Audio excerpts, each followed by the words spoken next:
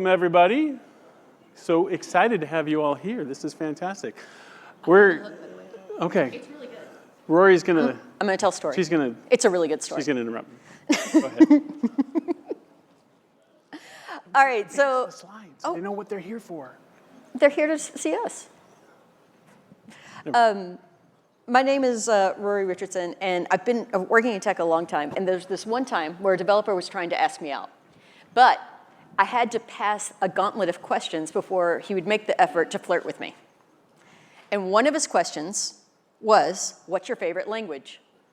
He wasn't talking about French. So that's my question to you guys. What kind of languages are you using? Raise your hand if you're using Python. Of course, everybody's got a little Python somewhere. Java? Yeah. C? Any flavor? Mm-hmm. Ooh, that wasn't so popular there. Wait, watch this. Watch this. Scala. Oh! Yeah. I see you. I see you. COBOL? I've got more COBOL than we got Scala. You got a lot of grumbling. All right. Well, I'm Doug Seven. I'm the general manager for Amazon CodeWhisperer, which is a developer productivity tool powered by generative AI to help with coding. And that is what we're here to talk about today. And most importantly, the best practices for how to use a coding companion like CodeWhisperer. My name is Rory Richardson. I'm the director across all the developer stuff that we're going to be talking about this week. And I requested to actually do this session with Doug because I think CodeWhisperer and a lot of the Gen AI-enabled services that we're releasing in the developer space is kind of changing the game of who's going to develop, how fast they develop, how cheaply they develop, how fast we can create innovation. And I'm super excited that we get to work in this space over the next few years. Yeah. Now, I was walking around asking a bunch of people before the session how many people had used CodeWhisperer before. So give me a little. All right. So we're going to start with a little bit of baseline so we understand how CodeWhisperer works and what it does. But then we're going to transition into some best practices that we've seen from how people are using CodeWhisperer and what they're able to do with it, and talk about all kinds of different things you can do and different ways you can work with the tool. So off to the races we go.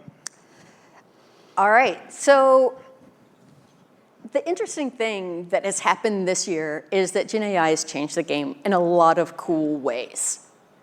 I think in January, we were looking at the developer experience very differently than we are today. And if you think about the rate of change from when CodeWhisperer went GA in April to where we are now, it has been truly remarkable to see how fast we can leverage Gen AI in order to create an even better developer experience.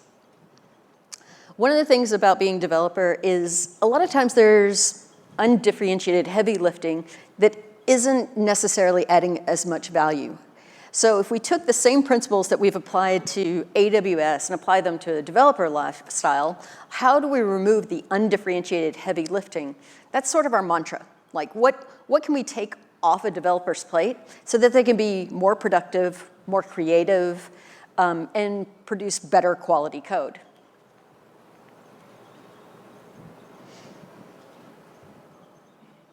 So with that, let's talk a little bit about what CodeWhisperer is, and we'll show you. Let me real quickly, before we talk about how it works, let me just kind of show an example of what it does. So CodeWhisperer is installed through the AWS toolkit, which is an extension you can get for VS Code, which is what I'm using here today, or for the family of JetBrains products. And so here I've got the AWS toolkit installed, and you see that it says including CodeWhisperer. So that's how I get CodeWhisperer. And then I can log in a couple different ways. We're not going to talk about that today unless we really find that's an important topic. But I just want to kind of show you the primary use case for CodeWhisperer. So I'm going to start in JavaScript. I heard a few people saying they like JavaScript. Let me move this out of the way. And so the idea behind CodeWhisperer is that it's ambient. It's there kind of listening to you and watching what you're doing. And so as I'm writing code, let's say, whoops, I'm going to write a function to do a topological sort. And so I write this. And then down at the bottom, you see there's a little thing that says CodeWhisperer. It's got a spinning circle, and you see this gray text show up. So that's CodeWhisperer making a suggestion. You notice I don't have any line numbers with that. That hasn't been written to my file yet. That's just CodeWhisperer inferring from what I've written so far what I'm trying to do. And so it understands from the word function and from the phrase topo sort that maybe I'm trying to do a topological sort, so it's recommending some code for me. And if I like the code that it's recommending, I just press the tab key, and that code is written into the file. So now you see I've got line numbers. Now, if you're astute, you'll notice that the suggestion included another function, a DFS function, that is not in my code yet. And so as I go down to other lines, I can trigger CodeWhisperer to see if there's anything else it wants to do. And it realizes DFS is not defined yet, so it defines a function called DFS. And I can, it starts by just, one of the ways we work with CodeWhisperer is we start by just suggesting the function signature. And if we get the function signature right, then when I go to a new line, it fills in the rest of the function for me. So we want to make sure we get the idea right first, and then we fill in the gap. And now I've written my topological sort just by writing code and having CodeWhisperer kind of think ahead for me, much like if Rory and I were writing code together, and I start to write, she's like, I got this, and takes the keyboard and writes it out for me. And the difference is that this 20-line file of code that might have taken me, I don't know, a minute or two, maybe 3, maybe 5, maybe 20 if I didn't know how to do this and I had to go search it up somewhere. This was done in a matter of seconds, just by CodeWhisperer ambiently paying attention, seeing what I'm doing, understanding the intent of what I'm trying to accomplish, and then giving me that code suggestion. So let's go back to our slides to talk about how that actually worked and what happened. Whoops, back up 1 second. There we go. So I mentioned that it's installed into your IDE with the AWS toolkit, so it's there, and once you authenticate into CodeWhisperer, it's just ambient. You don't have to intentionally interact with it. It's just present. And as you're typing, it's paying attention to what you're doing, and it's finding the right time to trigger this loop where it goes to the service and it takes your input as a prompt, we call it, and it goes into a large language model or a foundation model. And that processes that intent, and from what that foundation model knows and understands about writing code, it says, oh, I think this is a topological sort, so here's what I know about topological sorts, and it writes net new code for how to do that. So it's not pulling from a library or anything like that, it's actually writing the code based on all the knowledge it has about how to write code, and then it's returning that code, and that's happening in under a second. And it's happening continuously as you're writing code. And there's a few other things that happen there that you see on the slide, like the reference tracker and the security scanner. We'll talk about how those work as we go through the session. We won't worry about that right now. But I want to talk about, or I want to ask Rory if you could talk about, how did we get here technologically? There were 2 key reasons why Gen AI was able to happen this year. One, massive amounts of data. Right? We were able to look at information differently than we ever have before. And the second is cost. We were able to make these queries affordable enough to enable really complex ways of interacting with that data.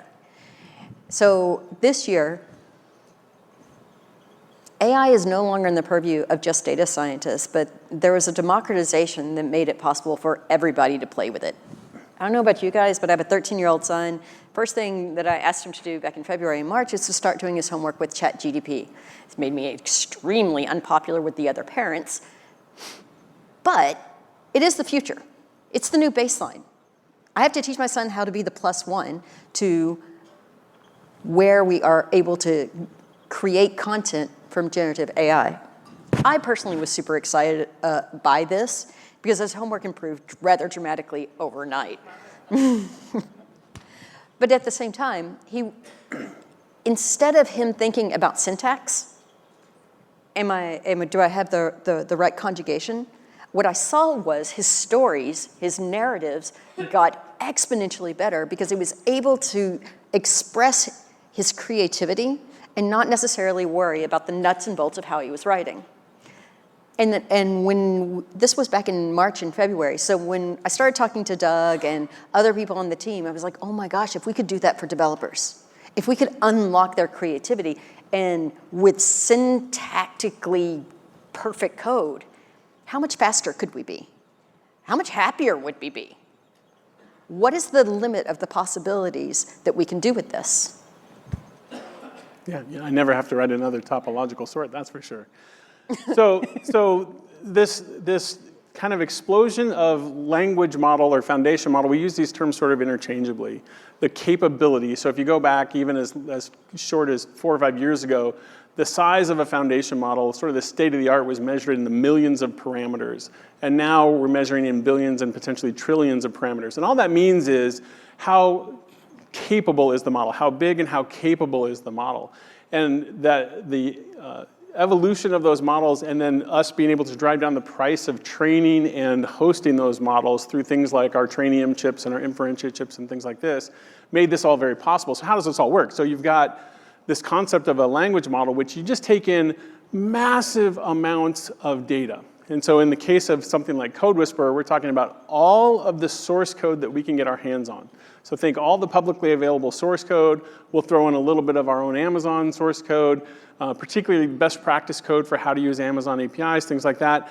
All that goes into essentially a large machine learning process to build a deep neural network such that as these tokens come in, and when we talk about tokens, we talk about pieces of the input context. So that function topo sort could be broken down into multiple tokens, like, hey, it's a function, it's topo, and it's sort, and it's topo sort. So it could be multiple tokens that are going into the model.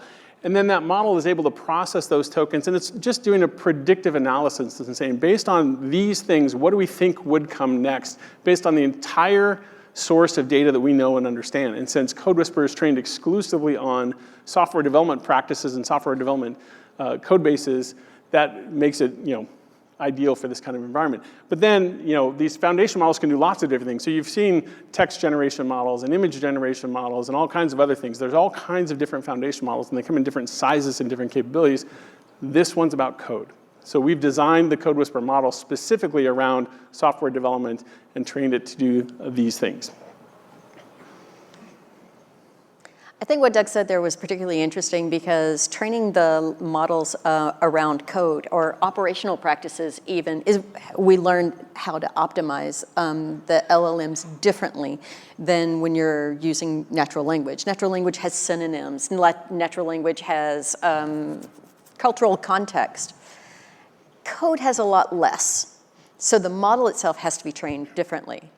So there's a broad spectrum of applications that we could spend our time with leveraging Gen AI, but it seemed like a natural adaptation to focus on things that were fairly regular and see how far we could go with it. So out of all of these options, this is where we are for this particular session, is how are we gonna help people code? And then how do we make it easier and more safe for people to get started coding and then be able to scale it?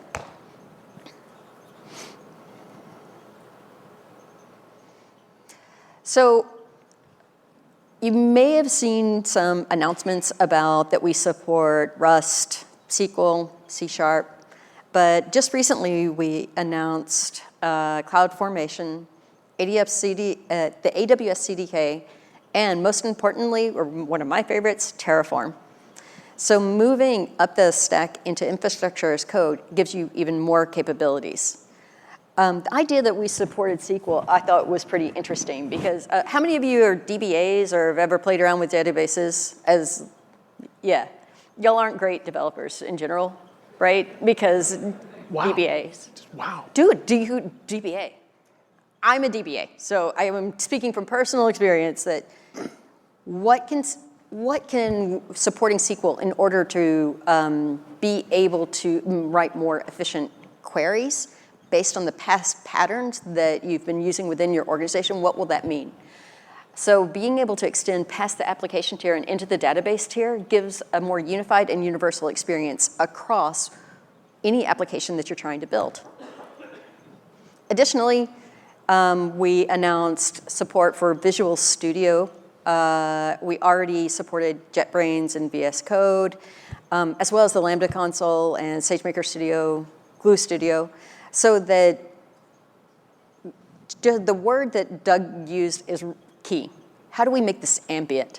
How do we make you forget that it's even there so that it becomes ubiquitous in you don't remember how you wrote code before because you have a companion, a best friend, sitting right beside you, helping you write great code. So I'm gonna take over here for 1 second. Yep. Because now that you understand like how these worked, and maybe you came in already kind of knowing how these foundation models worked and what they did, I want to kind of show like there's different use cases. So we're going to kind of transition now. I feel like we kind of laid the groundwork for everybody. Not everybody coming in here had worked with CodeWhisperer before. Now you all know kind of what it is and how it works and what it does. But now we're going to spend the rest of the time showing you things and getting into some of these best practices and things you can do. But I just want to show you there's kind of the two modes of how this works. The one I showed you earlier is I was just writing code, and CodeWhisperer was sort of thinking ahead for me and saying, hey, based on what you've written, this is what I think you want to do. And it's doing its best job based on what little context I'm giving it to suggest the code that I need. And it did a pretty good job. But I can also, because of how these language models work, or these foundation models work, I don't have to restrict my input context, what I provide to the language model, to just code. It can also be natural language. So I can come in here and say, I want a function to perform a topological sort. And then CodeWhisperer comes up and says, okay, you want a function called topological sort. Okay, that seems reasonable. I'll tab to accept that, and I'll go to the next line. It says, okay, now here's some code for you. Now, what's interesting with this is it's largely doing the same thing. Some of the names are a little bit different, but the code, if you look at it, it's basically doing the same thing as the code the last time. But because I'm adding natural language as my input, it's adding natural language to its output. It says, oh, you like comments. I guess we'll give you some comments. The other thing that's interesting is it would be maybe presumptuous of us to think that we would just predict what you were doing in the first guess. And so when we deliver a code suggestion to your IDE, we actually deliver, in most cases, more than one. And so if I were to use my arrow keys, I can scroll through and see, like you can see a subtle change there, just mostly in the comment and the name of the helper method. And as I scroll through, I can get different examples of what the foundation model thinks you're trying to accomplish. And our goal is to make the first suggestion you see the best suggestion you see. That's not always the case. Sometimes what you're looking for might be the second or third or fourth suggestion, or even the fifth suggestion. But more often than not, what we found is people tend to accept the first recommendation they see. So we want to make sure that's the best one you see. So I can accept that, but the same thing happened here. This created a method called topological sort recursive. And as I move down a couple lines, you'll see at the bottom it says CodeWhisperer. It's kind of cut off on the screen. There's a little indicator that tells you what CodeWhisperer is doing, and right now it's ambiently dormant. It's just hanging out. It's not doing anything. But I need to create this additional method called the topological sort recursive, so I could write that myself. Or if CodeWhisperer didn't automatically provide me a suggestion, this is one of my favorite tips, by the way, because what we find is that people that do this are 2 to 3 times more likely to accept the suggestion that they get, which is to manually trigger CodeWhisperer when you want it. So everything you've seen up until now is us deciding when to give you a suggestion. And we have an ML classifier that runs in your client and tries to find the best time to give you a suggestion based on what you're doing and when you're most likely to accept the suggestion that you're given. But if it doesn't pop up, if it doesn't say, hey, like right now, I want a suggestion, it didn't give me one. So I'm on a Mac, so I can hit Option C. If you're on Windows, you would hit Alt C. And that just triggers CodeWhisperer to come up with a suggestion. So it came back and said, okay, you want to perform a recursive function to perform the sort. Okay, that seems reasonable. And then it says, okay, well, here it is. And now you see the CodeWhisperer is spinning and it's doing its thing. And now I've got that same function. This is functionally the same as the code from the first example, but because of my use of natural language in the input context, I got use of natural language in the output context as well. So if you like commented code, this is great. But it doesn't mean, by the way, just because you use natural language in the prompt, it doesn't mean you'll always get comments in the code. But CodeWhisperer is looking at what you're doing and trying to match your style, in a sense. Okay, back to you. Oh, back to me. It is you. It is me. So we were talking about this input prompt idea. And so when we talk about CodeWhisperer, like matching your style, what we're talking about is this term that has started to pop up a lot, which is prompt engineering. And prompt engineering is just a fancy way of saying figuring out the right things to write in the input context to get what you want in the output. And so one of the things that's really fascinating about how these foundation models work is they look at the context that's coming in, and where they can, they try to mimic that context in what they put out. They try to pattern match. And so in the last example, I started with a comment, so we saw a lot of comments in the code. In the on-screen example, we're writing some code. You guys said you like Python. Round of applause for Python. I heard you. I changed it right before the session. But it's basically looking at that structure and says, oh, you've got a function signature, you've got a comment block that describes what you're doing, and then you've got the function below that. So then when I go to prompt for another one, it does the same thing. So if we were to look at that, I'll give you a real world example of that. We'll come in here and we'll keep going on the JavaScript thing. It's a little weird for JavaScript because normally your JavaScript comments would be outside the function. So you usually have a function block, doc string up above the function. But if you go to write a new function and you have comments inside of it, then CodeWhisperer can understand that and replicate that. So in this case, we're asking to parse a CSV file full of songs. This is one of my personal favorites because I like doing things with songs. And it's describing what it wants. So as I go down to a new line, it says, okay, well, we'll start by creating a song array, or I can try different things and see what's available to me. And it's going to kind of work through. It's going to split. Okay, that makes sense. And then it's going to come with a for loop. And then it's going to figure out what to do with that for loop. Didn't close it off for me. And then it's going to return songs. So that all makes sense. And then if I want to then continue on with something similar to that, and I say function save CSV songs path, then it's going to do something very similar to what I've already done. Because again, the foundation model wants to pattern match. It wants to look at that input context and say, oh, I can pattern match that output context.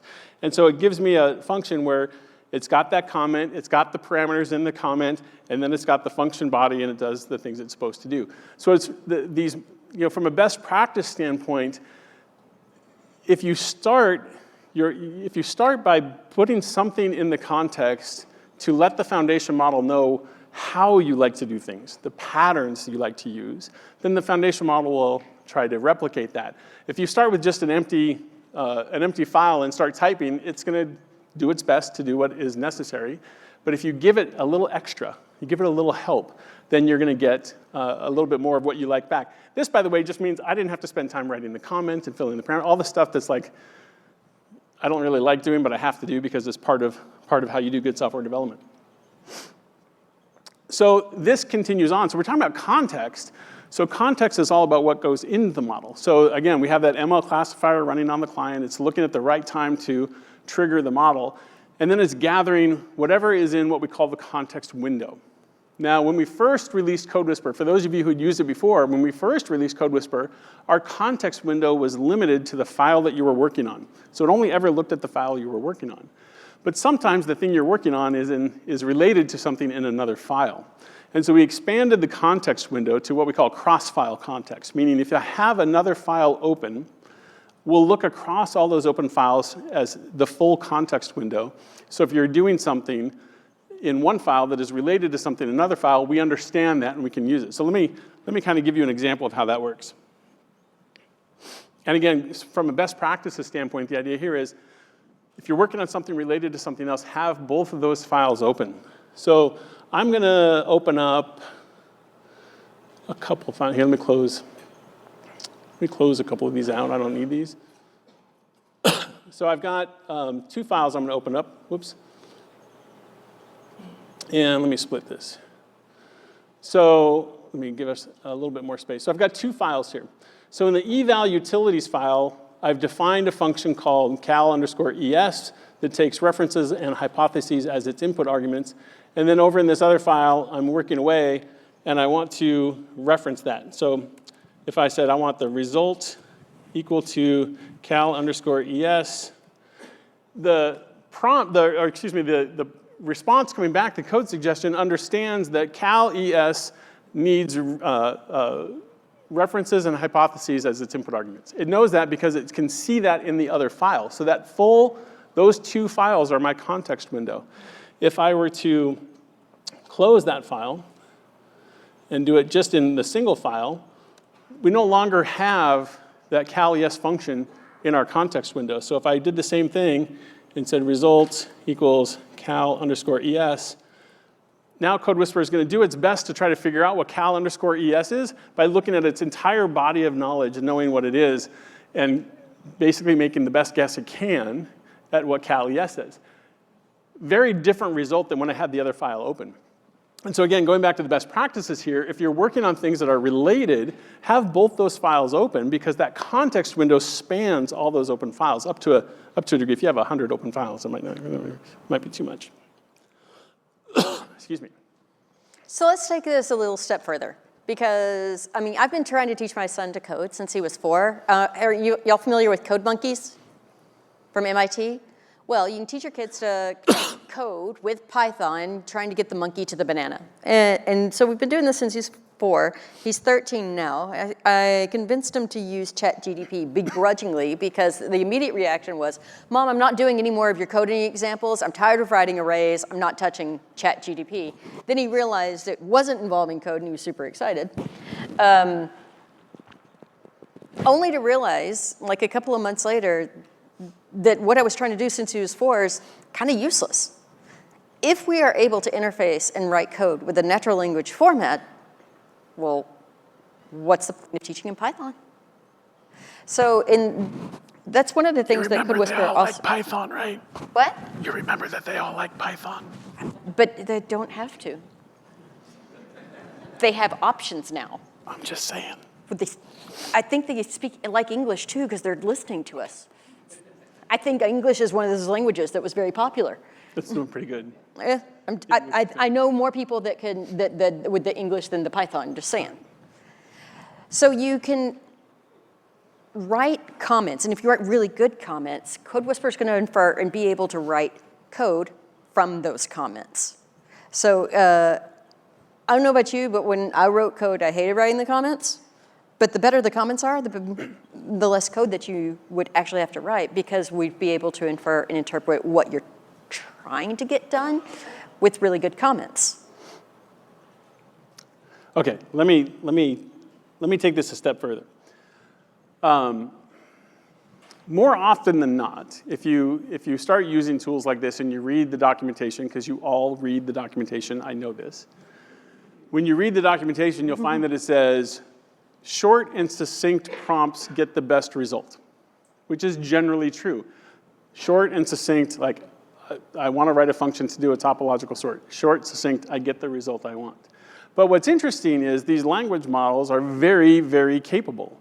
And so if you provide the input context in the right kind of structure, the language models or the foundation models can understand that and do something really compelling with it.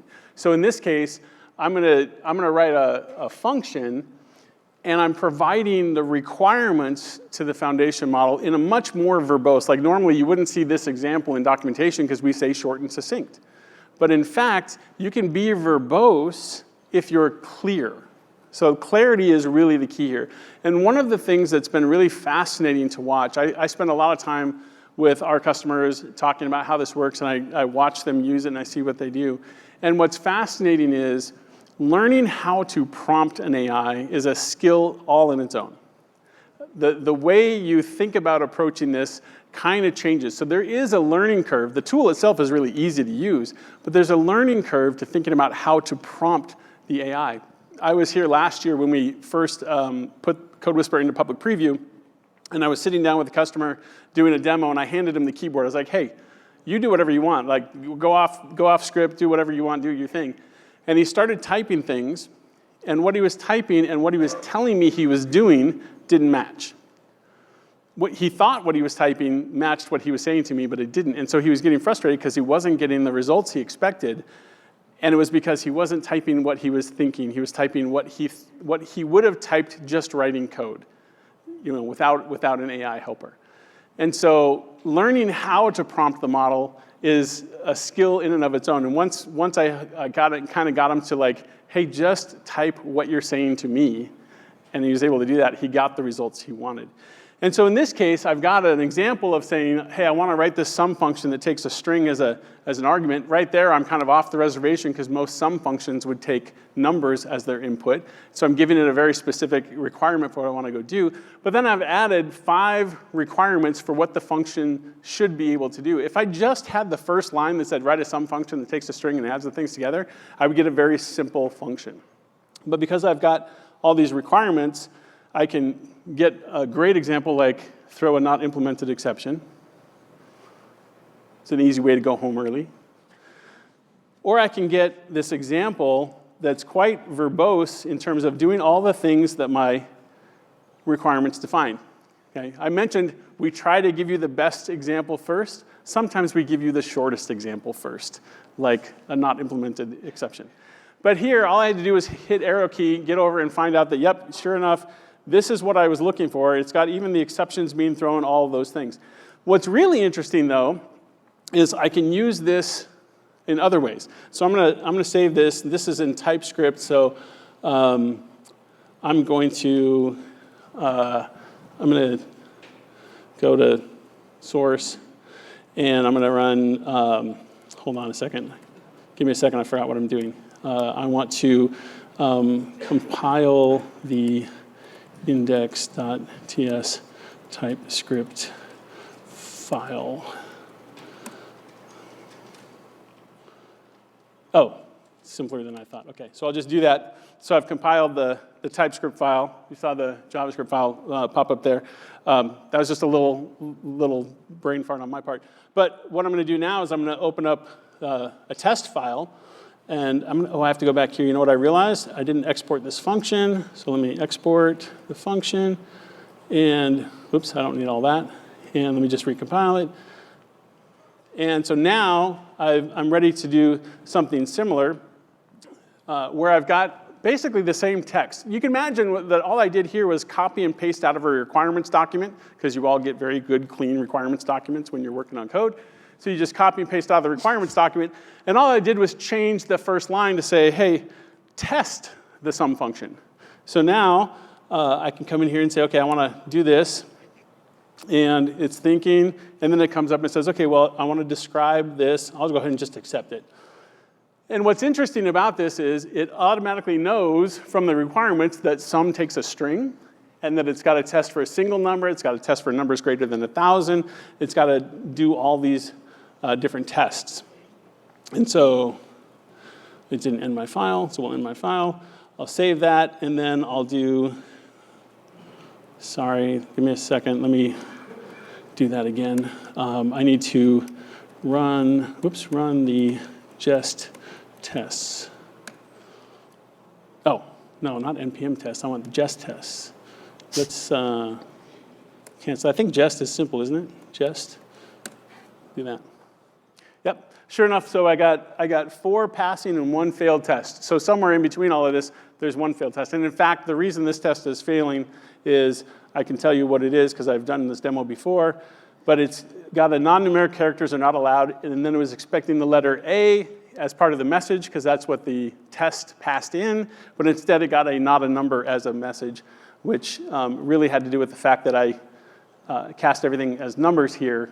And so there's a simple fix to this. I'm not going to worry about that here. But the idea that I can do all of that and get that accelerated, and now I just had one little problem to find and fix, and it's actually relatively simple, gives me all kinds of cool stuff.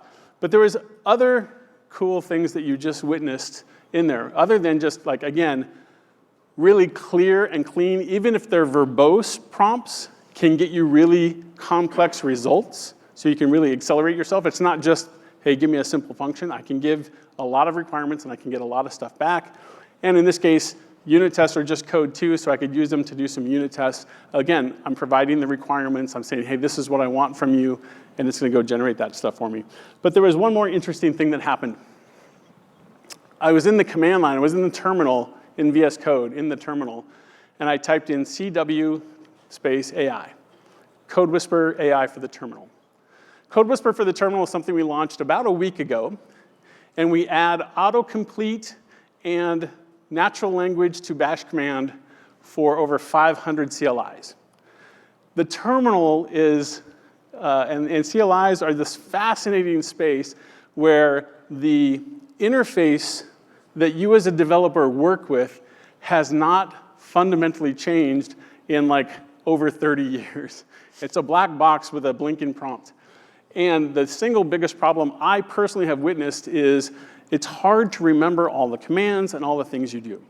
The number of times I've walked through development teams' offices and seen like Git cheat sheets hanging on the wall because I can't remember all the Git commands or all the other things, is the indication that this was needed.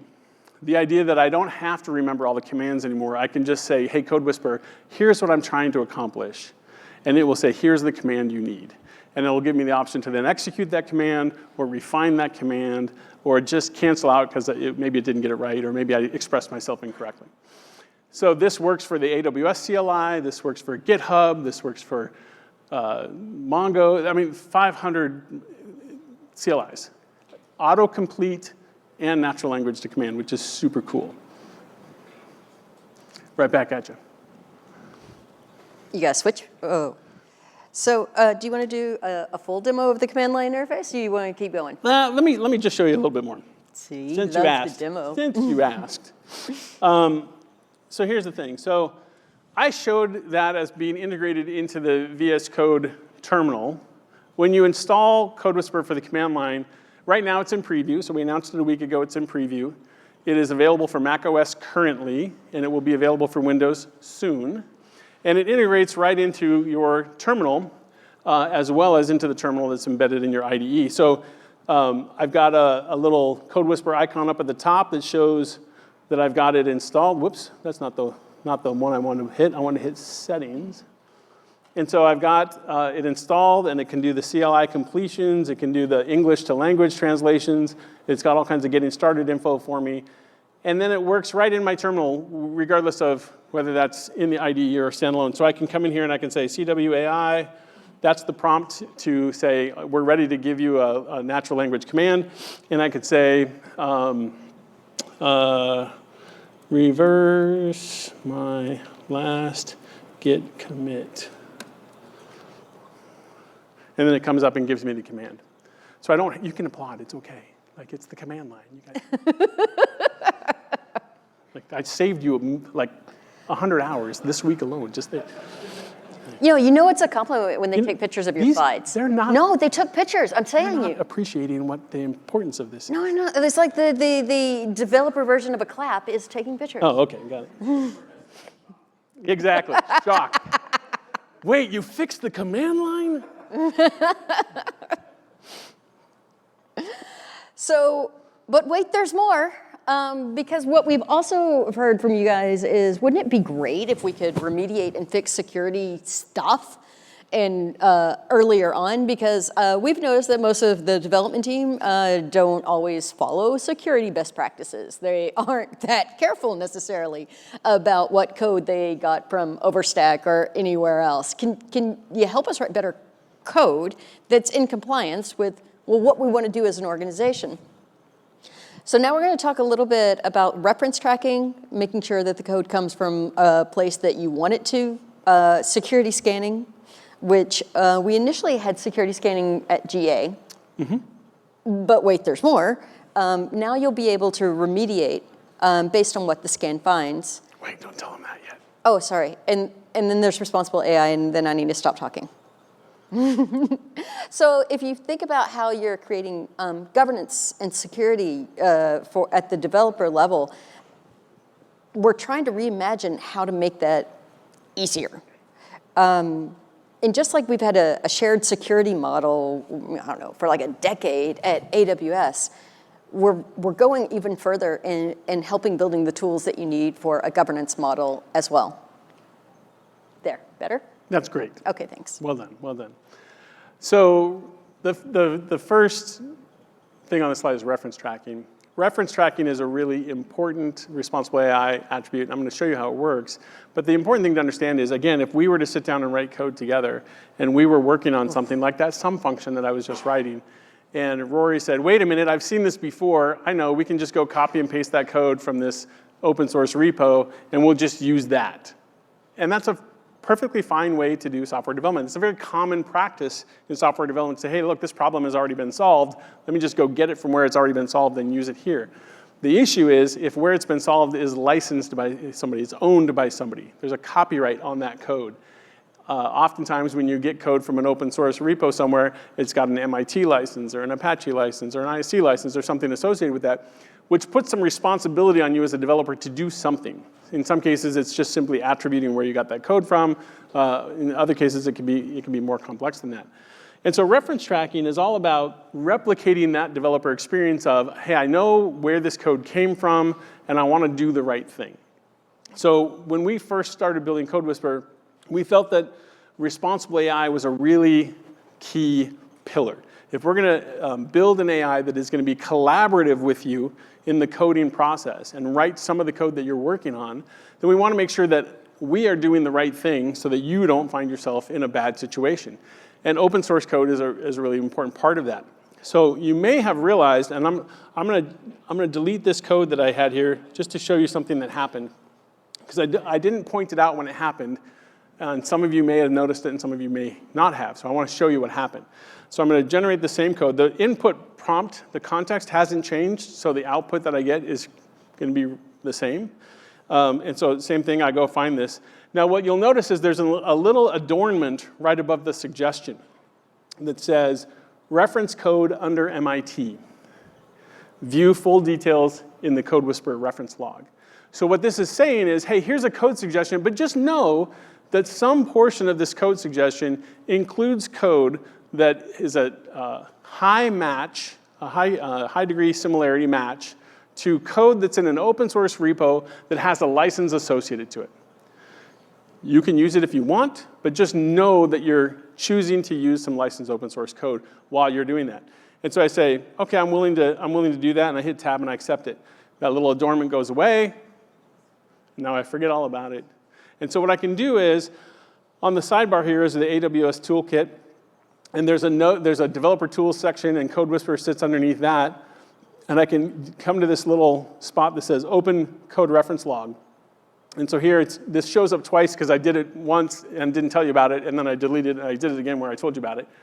And so what you're seeing is it's telling you that, like, okay, at this point, at this time, you accepted a code recommendation that had this particular code in it, and this code had a high similarity match to this particular repo. So in this case, it's the advent of code from 2022, which is actually where I got this example from. It was a coding challenge last year during the advent of code, which is a series of daily coding challenges. And so it's just saying, hey, the solution is already there. It's under an MIT. You can use it if you want. And I can follow the link to the repo to look at it, to decide if is this code unique enough that I need to attribute it, do whatever I need to do. But that's all there for me. And in fact, in this case, it was this line of code. And so if I hover over that line of code, it tells me, hey, this line of code is the reference line of code. It's under an MIT license. So you can use it or not. The other thing you can do is if you're like, look, we don't use open source code in what we build. So I don't want any references that have open source code in them. Filter those out. I don't want to see them. So at the individual developer level, you can do that by coming into the CodeWhisperer settings. Let me close this bottom thing. And there's a setting for include suggestions with code references. So if I uncheck that, I won't get that suggestion anymore. So if I uncheck it and I come back to that code, and we'll delete it one more time, and then I go to generate the code, it gives me those not implemented exceptions. Oh, it gave me the reference code. Why is that? Wah, wah, it failed. I'll have to double check why that happened. This setting is also a setting that works at a policy level for an organization. So if you're using CodeWhisperer Professional, which is the version that we make for organizations, there's that setting you can apply and applies organizationally, so you can set that as policy for all your developers. All right, back to Rory. All right, so this is what I gave away on the previous slide that he was a little annoyed by. It is that it's not enough to notice when there is a security vulnerability if you don't have the capacity in order to remediate it. So recently we announced being able to do AI-powered code remediation. And we currently support Java, Python, JavaScript, more languages to come. And this is able to resolve challenges much earlier on in your development cycle than versus waiting for a security check after your code complete. We have new language support for security scanning, including Terraform. And I think this is kind of interesting to note. We've been talking a lot about the application and application tier, but then we also talked about databases. And now I'm talking about infrastructure as code. If you have a ubiquitous coding companion that is able to stretch across different personas, effectively, you're kind of changing the role of developers. The developer of tomorrow is not exactly the same as the developer in the past, because we saw how you could create code from a natural language interface.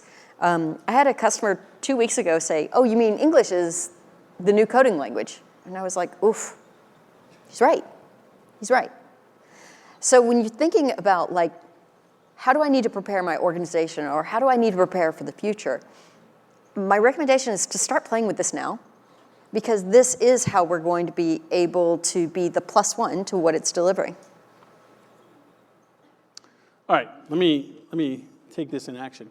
So one comment on the last demo, I realized why I still got a code reference, and that's because I'm logged in to the professional version, and by policy, we have said we accept code references with, or code suggestions with references. That's why I got it. So my clicking on the IDE didn't change that setting, because that setting is a policy for my entire organization.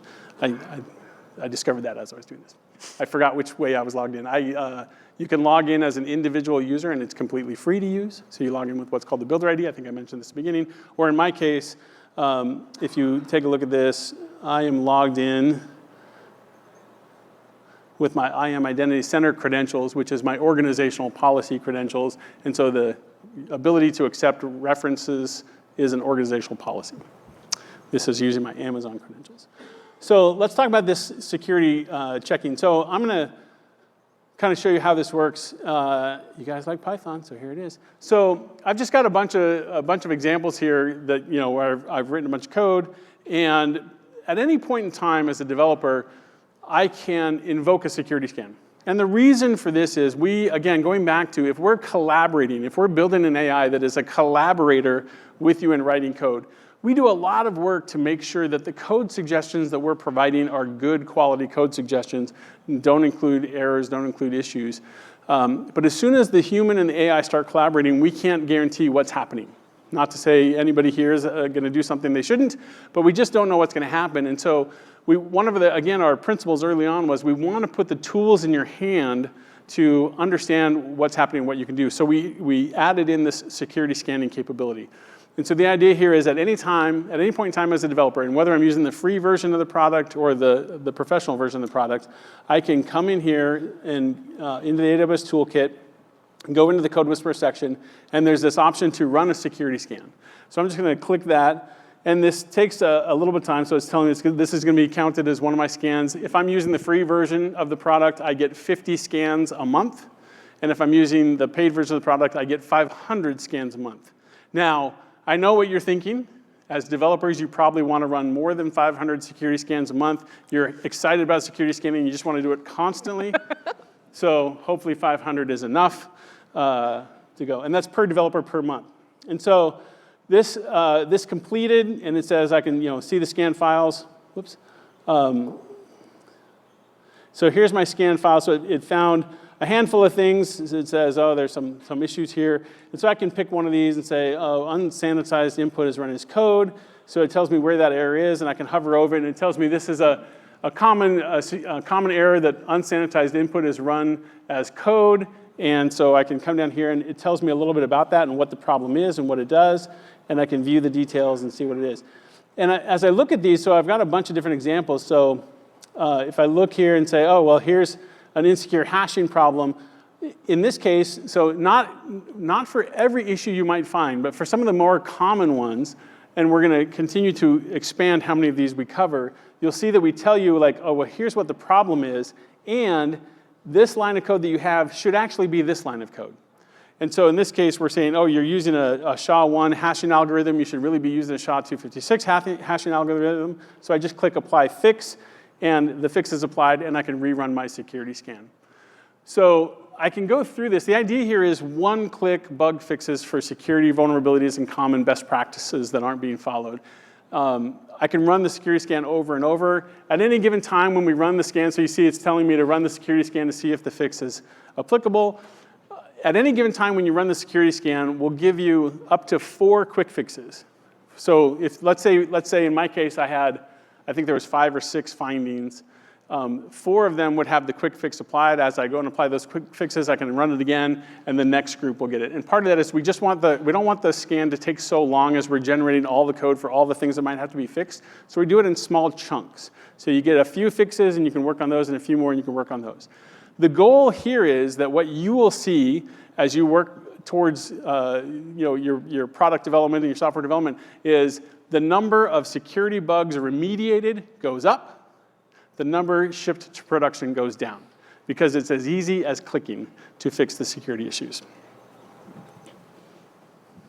I kind of expected applause on that one. I'm not gonna lie. It was pretty good, I thought. I mean, it's smooth, and it's kind of slick. This is a tough crowd. Yeah, because most of the time developers don't necessarily care about the security. When you have to ask for it. I mean, really, we're begging for it. Don't make me beg. So another cool thing that we announced in preview is customizations. So initially, back in the day, which was 6 months ago, we commonly thought, well, the bigger I can make the training model, the better results I can possibly get, because it's going to look at all this data, and the most common ones are going to be surfaced. I need massive amounts of data to train my model, and yet we found that sometimes being more picky about what goes into your model yields different results, sometimes better results. So for those of you who've worked with organizations that have large corpuses of data, maybe the patterns of how you develop code aren't in line with the corpuses of code that exist in open source or even at Amazon. So being able to point CodeWhisperer at your code repositories in order to learn from how you like to write code, in order to predict and make those suggestions, can yield better results for you, because it's based on how your organization codes. So that's customizations, being able to train the model based on your environments. So can you show us a little bit? Yeah, I can. And this is based on like real world issues, right? We use CodeWhisperer internally at Amazon, but what we found when we first rolled it out is it was marginally useful or marginally beneficial. But the issue was that so much of our code depends on internal frameworks and internal libraries and internal APIs that we've developed that aren't published publicly, so CodeWhisperer has no knowledge of them. And we needed to solve this. And so what we did is we built this customization capability, as Rory said, to point CodeWhisperer at some code and say, go reason over this code and understand it, so that then the suggestions match what I'm trying to do. And so I've got a relatively trivial example here, but just so you can see what happens here. And this is, I'll talk through it so it makes a little bit of sense. But this is really meant for an organization where you point at a large corpus of proprietary code. We build this customization. It's an ARN resource in your own AWS account, so it doesn't go into the foundation model itself. Conceptually, think of it as a layer on top of the foundation model that is for your organization only, so nothing in that ever goes to any other customer. And so here, I can go into the AWS toolkit, and you can see there's an option. If I'm logged in with the professional version, this is why I was logged in with the professional version, I have an option to select customization, and it'll pop up, and it tells me right now I'm using the CodeWhisperer Foundation or default model, but I have a couple of other customizations available to me. So these were customizations my organization created. I could have one, or I could have many in my organization for different use cases or different teams or different purposes. And so I'm going to stay with the foundation model for a second just to kind of show you this. And so I'm going to use this hatchet functionality to do what's called a chop, and this is about sending log files up to S3 and doing things with it. And I'm going to come down here and say I want to do a hatchet chop, and it says the best guess it has is hatchet.chop takes a level info as its first argument and the string as its second argument. That's just a guess that it has based on I'm not even sure what, but that's not accurate. It's close, but it's not correct. And so using my customization, I can come in here and I'll choose We'll choose this one. So when I create a customization, if I'm a user in that organization, much like I got a little pop-up here that said suggestions are now coming from this customization, if a new customization is created, I'll also get a notification that says a new customization is available, and then I'll be able to go check that. That customization is based on whether or not I was given permission to access that customization. So now that I have the customization running, and I come down here and I want to do that chop functionality, and this is sort of subtle, but what you'll notice is it says hatchet.chop, the string is the first argument, and the level is the second argument. Okay, so the first one was a close guess based probably on some context that it has from what we're doing, but the second one is actually accurate to how the API is built. So hatchet.chop takes a string as its first argument and a level enum as its second argument. That was only possible because we have the customization built to understand that code base. It's a relatively trivial example, but it shows the difference between what the generic or foundation model knows, which is, I always equate it to the foundation model is kind of like the developer that you hire into your company on the first day. They know a lot about software development, they know a lot about programming, but they know nothing about your internal APIs and your internal frameworks and your internal tools. With the customization, it's like that developer that's been at your company for 3 years, they know how all this stuff works, they know what the frameworks are, they know what the APIs are, and they know how to write code the way you write code. And that's where the power of the customization comes from. All right. A little applause, I thought. Here. Yeah, thank you. You're welcome.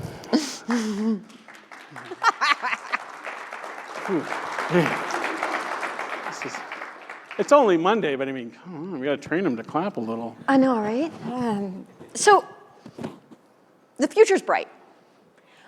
What you saw today, these are a lot of foundational elements that are absolutely necessary in order to create innovation throughout the organization, right? How are you building faster, more securely with better stuff? It's a theme. But let's take it a step further and imagine what else we can do with this. What are the next logical steps once we have these foundational elements in place of having security at code inception? Then how much faster could we move? What if we're saying, okay, great, you can write code from language. That means you can spend your time worrying about doing, well, really complex and interesting code versus really boring stuff. We're shifting who is doing what by removing the undifferentiated heavy lifting of being a developer in a way that, honestly, I've never seen before in how we're evolving. If you think about, this is a good metaphor. This is I love a good metaphor. This is a great metaphor. This is my favorite one. In the 1960s, how many people could write assembly language? Ones and zeros. Like 1,000? I wasn't born, I'm not sure. I know, I'm way older than you. Oh. Face cream. 5,000. But then we got Fortran. And Fortran was a layer of abstraction where you didn't have to be Neo reading the ones and zeros. Then we got COBOL. And then we got C. We got bad C, we got good C, we got Python. Each layer of abstraction opened the aperture of the number of people that were going to be able to build. How many people are going to build tomorrow? What are they going to build? How are they going to do it? Is it going to be your kids? Is it going to be you? So I hope this session inspires you that, yeah, this is a great foundation, but I've been even more excited about what's going to happen in the next 6 to 12 months as we democratize how to take advantage of Gen AI into these foundational elements to build really, really cool stuff. Yeah. Now I'm going to say one thing, and then I'm going to say thank you, and then there's going to be this thunderous applause so the people in the room next door think they missed something. But the idea here is, like, we wanted to introduce you to CodeWhisperer, but also introduce you to some of these best practices, and they keep evolving. This is such a new space that we're constantly finding the new and better ways to inform these models and to provide context. And we're changing how the models work constantly. We actually roll out new model updates pretty regularly, so the capability of the model improves, the way it responds to you improves, the amount of context it understands improves. So the best practices we're showing you here in terms of how to do the prompting and how to get the results you want are just the beginning, and we're going to continue to publish content that's going to help you understand how to do that. So pay attention to our social feeds and our blogs and things like that as we publish more content. And with that, I want to say thank you. Woo! I love you, Doug!